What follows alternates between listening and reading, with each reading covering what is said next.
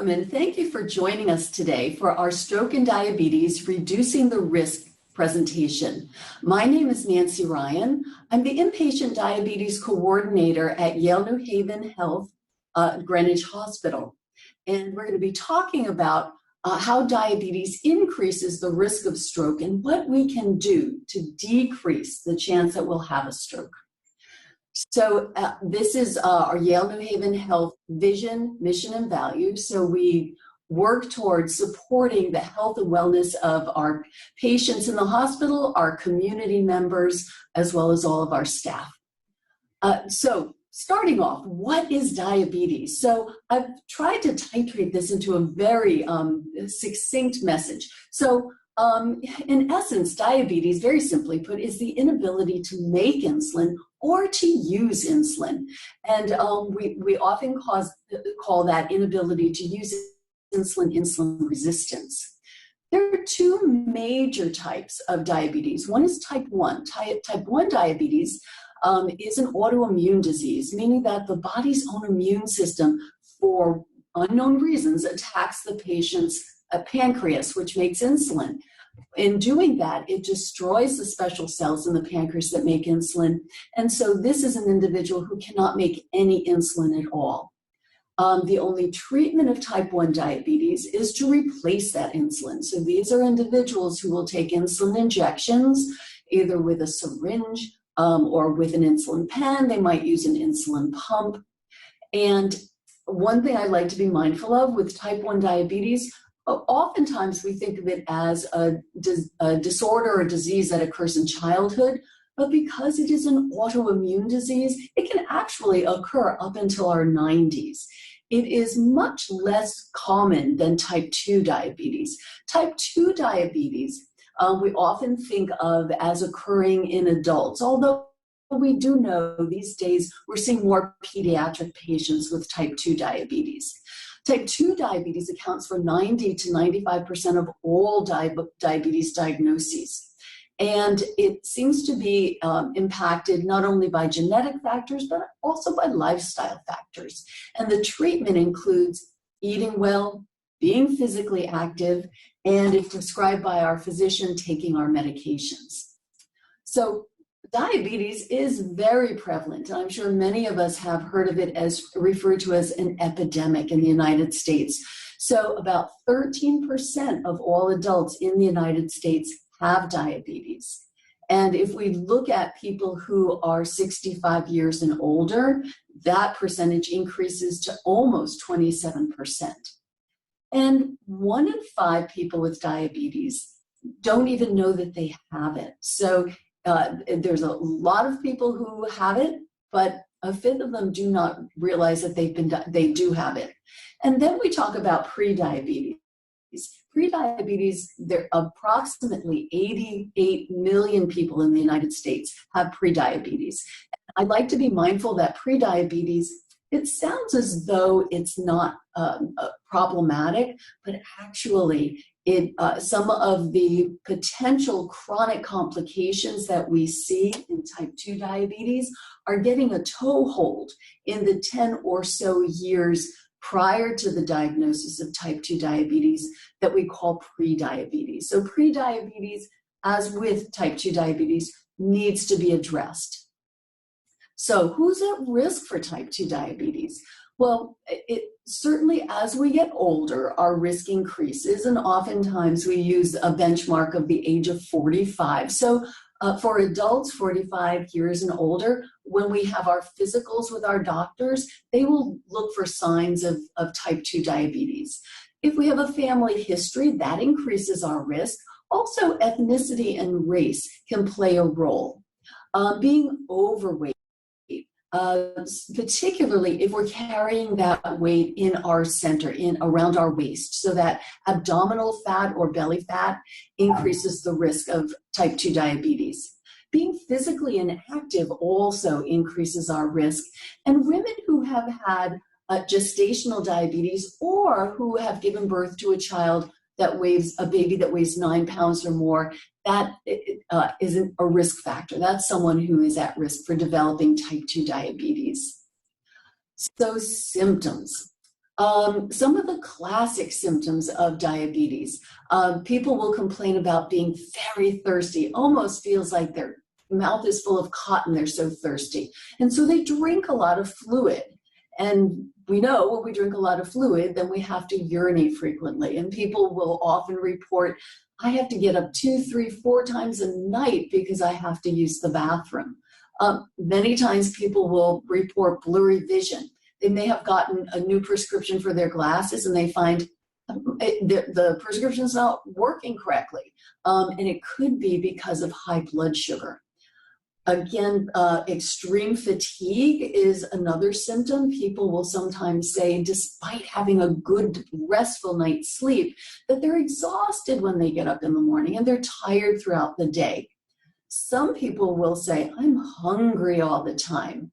And despite being hungry all the time and eating, they have some unintentional weight loss. Their weight is drifting down.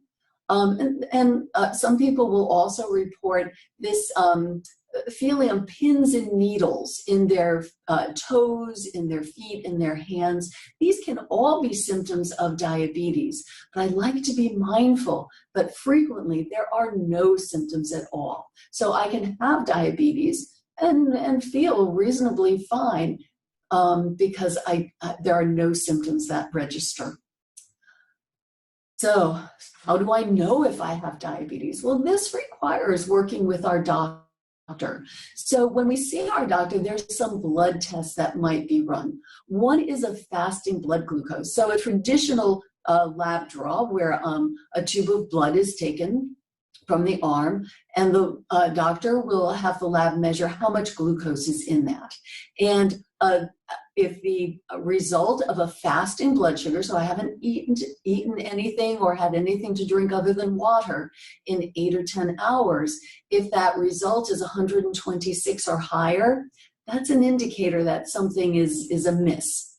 There's another test that can be done called the hemoglobin A1C, and we'll look at this in a few minutes as well. A hemoglobin A1C tells our doctor over the past 2 to 3 months what our average blood sugar is. And the criteria for diagnosis is if we have a result of 6.5% or higher for the hemoglobin A1C. Another way that our doctor might diagnose us as having diabetes is if we do have any of those symptoms that we talked about, and we have a blood test done regardless of fasting, and the result is 200 or higher, then that increases the chance, or that meets the criteria for a diagnosis of type 2 diabetes. And also, on occasion, our doctors will do what's called an oral glucose tolerance test, where we will take a drink of this very glucose-rich solution, and we'll have blood sugar tests done, blood drawn, for every hour for 3 hours, and our doctor will look at what those blood sugars are. So at the 2-hour test, if our blood sugar is 200 or higher, that again is a diagnostic criteria for type 2 diabetes. So diabetes and stroke, what is the relationship? And I wanted to share this little graphic so you can see in the diagram where the gray is, there's a picture that's pulled out that shows the blood vessel, and there's a clot that's blocking the blood vessel where it forms 2 different vessels. And if you look at the brain picture, you can see that there's gray, and that signifies that's brain tissue that is dying because that clot is blocking blood from getting to that part of the brain. So someone who has diabetes, their risk of stroke is 1.5 times higher than someone who does not have diabetes. So this is a very significant risk of having diabetes. So at least 68% of people who are 65 years of age and older die of heart disease, and 16% of them die of stroke. So when I think about diabetes, I'm thinking not only of stroke, but I'm thinking of all vascular disease, heart attack and stroke. And when we look about reducing our risk, I want us to keep in mind that diabetes and stroke share many of the risk factors. So if we can modify risk factors under our control, we can positively impact diabetes and stroke and reduce our risk. So oftentimes we talk about risks and the ones that we can control and those that are out of our control. So the risk factors for stroke that we are not in our control. We can't control our age. So as we get older, our risk of stroke does increase. Family history. So if we have a strong family history or if we have family members who have had a stroke, our risk of having a stroke is a little bit higher as well. And interestingly, gender.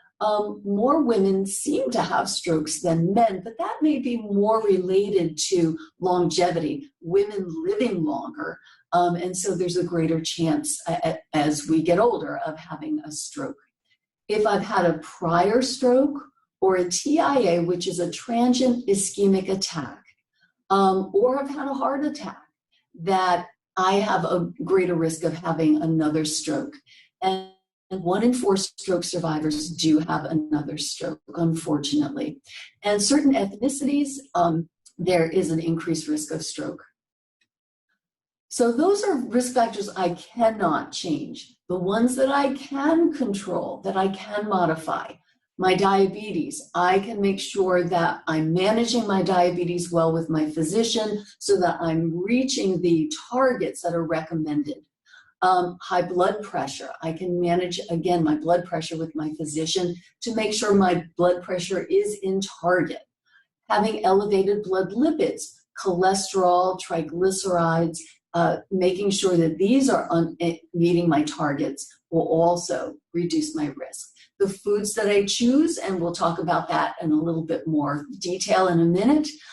Atrial fibrillation, and when my heart is not beating in the correct rhythm, that increases the risk of a stroke, and that's something that my doctor would be able to diagnose, and there are medications to control that. Obesity being a risk factor, sedentary lifestyle, and of course smoking increases the risk of any vascular disease, including stroke. So these are risk factors I can control. And sometimes when I'm talking to people, they'll say, yeah, I can control them, but what difference does it make? And I wanted to share this slide because it really nicely illustrates what a difference managing what we can control to reduce our risk, what effect it can have. And if you just key in on the stroke, it says there's a 52.7% risk reduction when we manage our diabetes and manage our stroke risk factors. That's a significant reduction. So how do I manage these things? Well, making healthy food choices, being physically active, taking up my medications the way my physician has prescribed them, monitoring, and also making sure I stay in touch with my healthcare team. So let's talk about each of these. Making healthy food choices.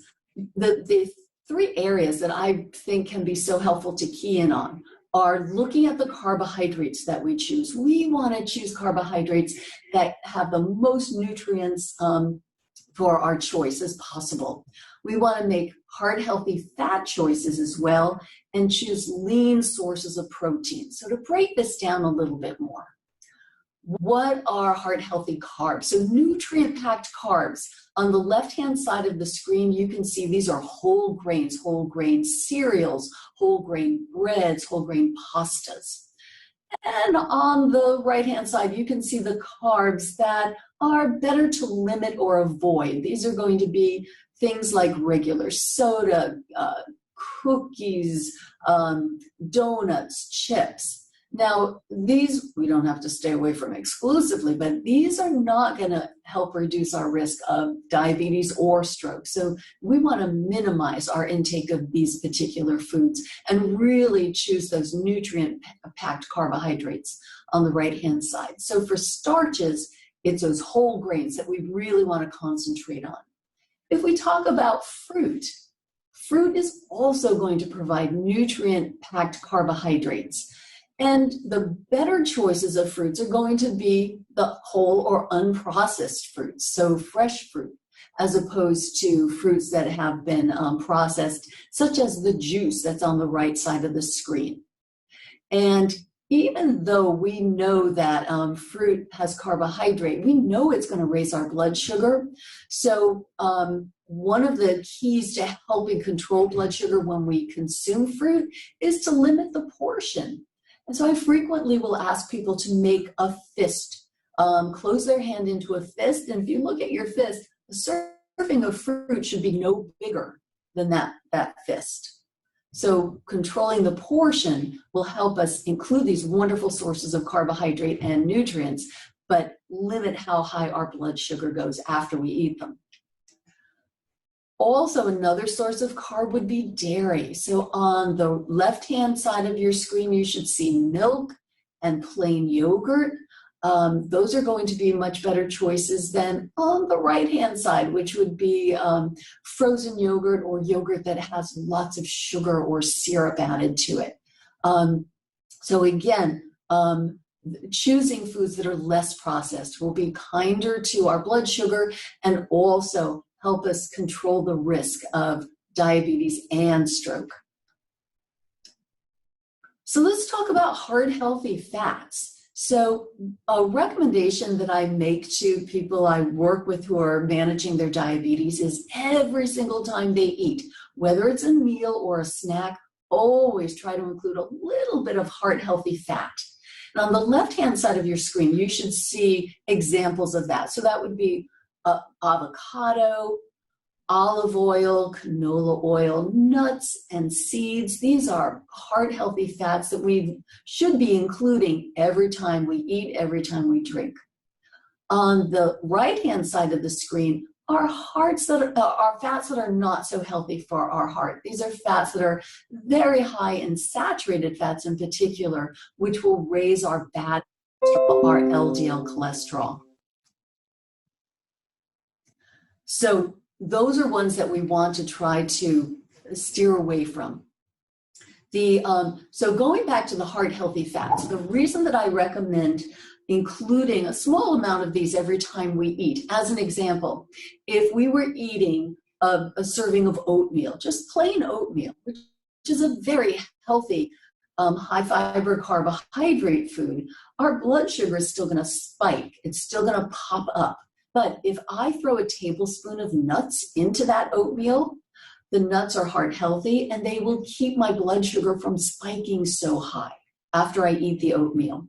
Another example, if I eat a piece of fruit, even if it is a reasonable portion, about the size of my fist, if I eat that fruit all by itself, my blood sugar will spike. But if I have a little bit of heart healthy fat, 6 to 10 nuts with that fruit at the same time as that fruit, my blood sugar is not going to go up that high. So those heart-healthy fats can be very, very helpful in managing diabetes as well as reducing my risk of stroke. So lean protein. So protein, meat, poultry, fish, cheese, eggs, these are wonderful sources of protein, but again, we want to choose the leaner cut. So on the left-hand side of your screen, you should see examples of that. Lean fish and chicken, beans, lentils. These are wonderful sources of protein, and they're lower fat sources of protein. On the right-hand side, you can see this very highly marbled piece of steak or chop. This is that marbling, that white, that's a saturated fat. And that's going to make my blood cholesterol, my LDL cholesterol, just go skyrocketing. So when we have protein, what one cardiologist once said to me, if it walks, if it flies or if it swims, eat it. If it walks on 4 legs, let it go most of the time. So we really want to more often choose poultry and fish and lentils and beans, and less frequently red meat. So if I were looking at my dinner plate, this is what I would want it to look like. So a quarter of that dinner plate having the lean protein, so that's some lovely grilled chicken. a quarter of the plate some starch, so some nice portion of brown rice on this particular plate, but most of the real estate on my plate should be vegetables. And it doesn't matter if it's cooked vegetables, raw vegetables such as salad, or a combination of both such as this. But if my dinner plate looks like this, I really have nailed that meal in terms of managing my diabetes, reducing my stroke risk. So physical activity is, and we all know that this is an extremely important thing for us all to be doing. And I think we need to look at what we're able to do physically. And if we have any limitations, choose activities that will protect our joints, but still let us move. So the general recommendation for physical activity for most adults is to try to be moderately physically active 150 minutes a week. 150 minutes sounds like a lot, but if we break that down, we're really talking about a half an hour, 5 days a week, or 20 minutes, 7 days a week. And we can, even if we're just starting out with increasing our physical activity, we can even break that into 10-minute intervals. So 10 minutes in the morning, 10 minutes midday, 10 minutes in the afternoon of some moderate walking. That will get the job done. With medication, we talked about medication being one of the things that will help us reduce the risk of having stroke and managing our diabetes. So there are many, many classes of medications for managing diabetes. And if when we're working with our doctor, if we find that one class doesn't get us to our targets, there are many, many choices. And within the last 30 years or so, there's been a great emphasis with newer classes of diabetes medications being able to demonstrate a protective effect on our cardiovascular system, meaning that not only will they help our blood sugar, but they will also help us reduce our risk of heart attack, heart disease, stroke. So monitoring, let's talk about what that means. So when we think about monitoring for managing our diabetes and reducing our stroke risk, there are a number of things that we can do. We're going to talk about monitoring our own blood sugar at home. So checking our blood sugar ourselves by pricking our finger. We'll go back and talk about that hemoglobin A1C. Blood lipids. So our doctors, when they have blood work done and do a lipid panel, what they're looking at is total cholesterol, the LDL cholesterol, which is the harmful cholesterol, triglycerides, and the HDL cholesterol, which tends to be a little bit more protective than the LDL. And the other facet of monitoring is blood pressure. So these are things that we want to monitor with our doctor, and sometimes we're monitoring these things on our own with our healthcare team. So let's talk about something that we might monitor on our own, which is home blood glucose monitoring. So our doctor might ask us to prick our finger and measure our blood sugar using a monitor anywhere from once a day to sometimes 4 to 6 times a day. And part of that depends on my medications for managing my diabetes, how I'm trending towards my target. So it's always a good idea to ask my doctor how often during the day, and also when during the day should I check my blood sugar. A lot of people I talk to say, well, I don't like to prick my finger, it hurts. They're right. And there are ways to adjust the instrument that we use, the lancing device that we use to prick our finger, to make it as gentle as possible. But it is ouchy, it does pinch. And the reason that we ask people to monitor their blood sugar is it tells the individual as well as their doctor and their healthcare team, is my management regimen working for me? Is my medicine working for me? Are my food choices working for me? What impact is my physical activity having? So we ask people to monitor their blood sugar because it gives us good information about what's working and what might need to be fine-tuned. So targets. The Diabetes Association recommends if we test first thing in the morning before we eat or drink anything, or if we test before meals, before lunch, before dinner, our blood sugar target for most adults should be 80 to 130. Sometimes we'll ask patients to check their blood sugar 2 hours after they eat. So that's 2 hours after the first bite. And what's recommended is that blood sugar, we would love to see it less than 140, but we'll even take less than 180. So we don't want to see that after meal blood sugar go above 180. If it does, that makes me want to look back at what did I eat and where can I fine tune or modify those food choices so that my blood sugar won't spike so high. I do ask people that I talk to, knowing that these are the general targets for from the American Diabetes Association, always check back with your doctor to make sure that these are the best targets for you, because your doctor knows you best.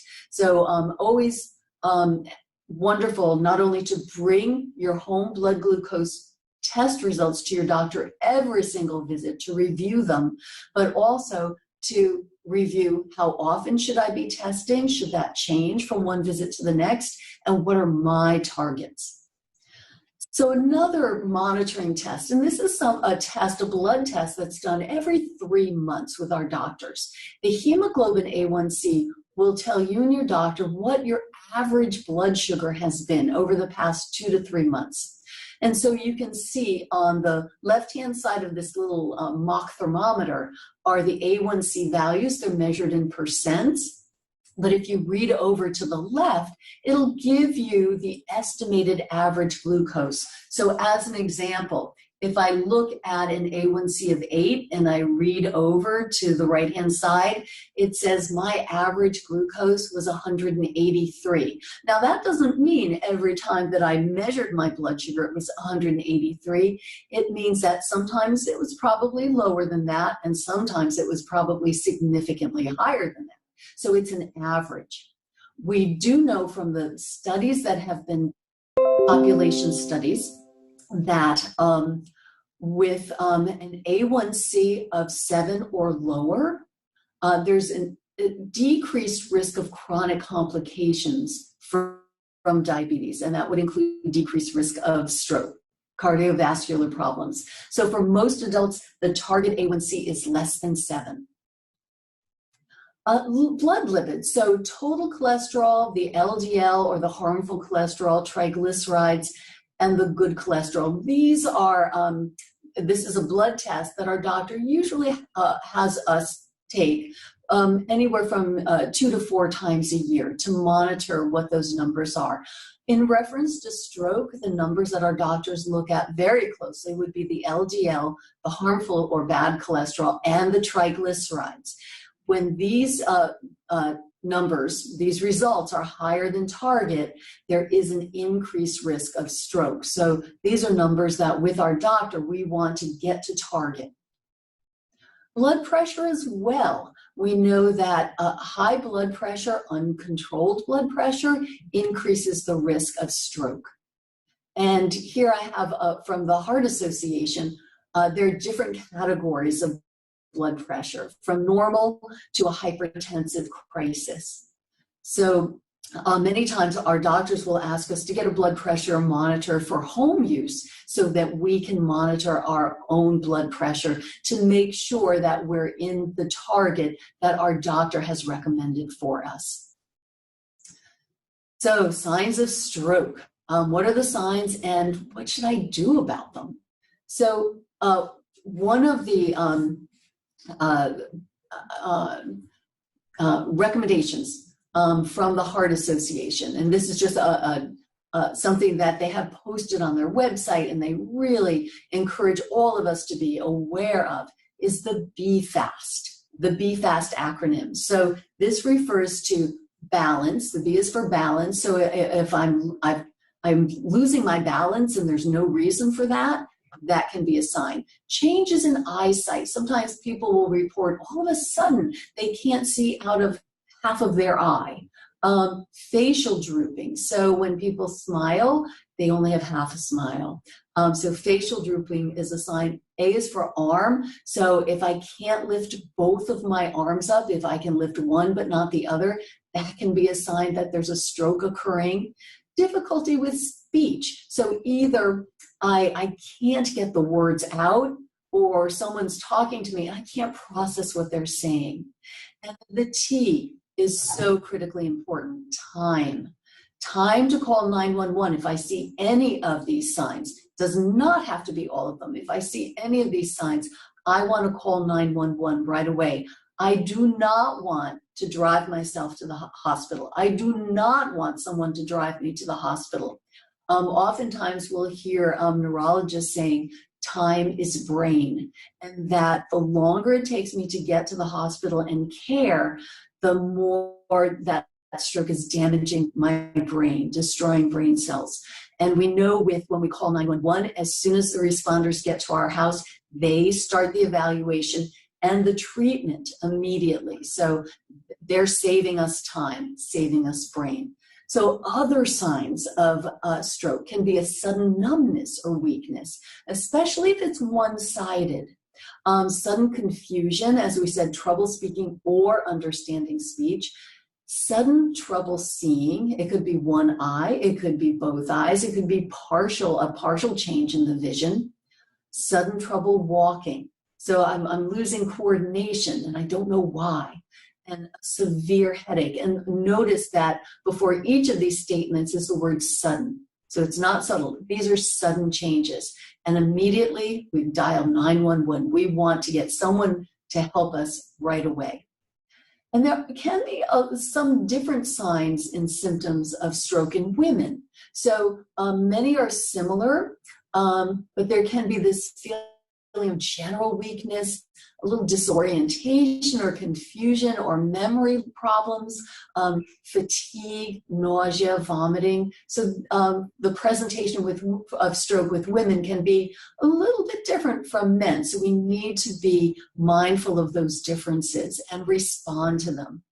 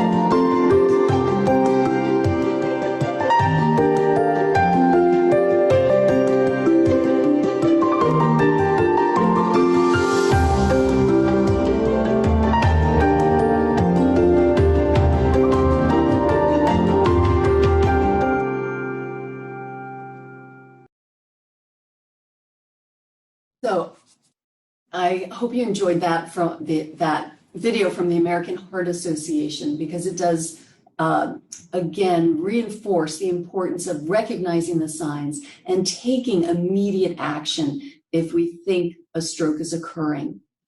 And we are fortunate that at Greenwich Hospital, we are a primary stroke center.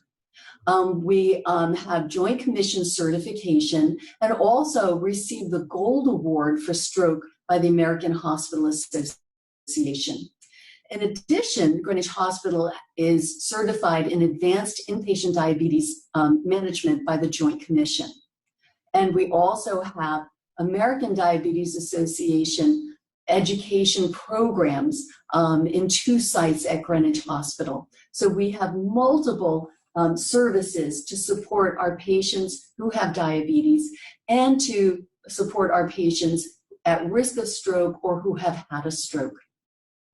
Our stroke center provides care 24 hours a day, 7 days a week, and we have neurologists and endovascular neurosurgeons available, in addition to the rest of our team, which you can see listed below, which includes radiologists, nurses, intensive care and emergency medicine physicians, our pharmacists, physical, occupational, and speech therapists, and our emergency medical technicians. So we have all of these wonderful resources to support and care for our patients and their family members if someone has a stroke.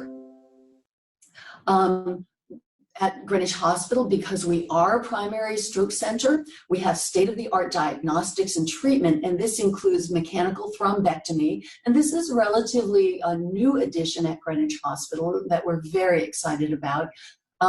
It's a minimally invasive procedure. The blood clot's removed so that the blood can resume flowing to those places in the brain that had been blocked by the clot. And it may be of benefit up to 24 hours after a stroke onset. And again, that emphasizes the importance of, if you think there is a stroke in progress, call 911 immediately, because time is of the essence. There's also advanced technology, including advanced CT perfusion or computerized tomography perfusion imaging, looking at the brain, so looking at many different aspects of where that clot is, so that the physicians and the neurosurgeons can locate that clot very quickly and know where the treatment will be most effective. During recovery, we have rehabilitation, speech support, community education services such as this. So that occurs during hospitalization and also will continue after discharge with the rehabilitation services. And there's also a stroke education group that meets monthly. Before I summarize, I wanted to invite you, if you have questions about this presentation, please feel free to contact me. Again, my name is Nancy Ryan. I'm the Inpatient Diabetes Coordinator at Greenwich Hospital. My phone number is 203-863-3929, and my email is nancy.ryan@greenwichhospital.org. And I'd be happy to answer any of your questions. And if I don't have the answers, I will find out who can answer them for you. So in closing, we know that diabetes increases the risk of stroke. We also know that stroke and diabetes share some non-modifiable, but also many modifiable or controllable risk factors that we can manage ourselves. And we also need to be aware of the BFAST acronym for recognizing the symptoms of stroke: balance, changes in eyes and vision, facial droop, our arm, we can't raise both of our arms equally, a change in speech, and then T for time, call 911 at the first sign of a stroke. And Greenwich Hospital, as a primary stroke center, we can meet the needs of those individuals who are at risk of a stroke, having a stroke, or recovering from a stroke. So thank you very much for listening to this presentation, and I'm wishing you good health and be safe. Thank you.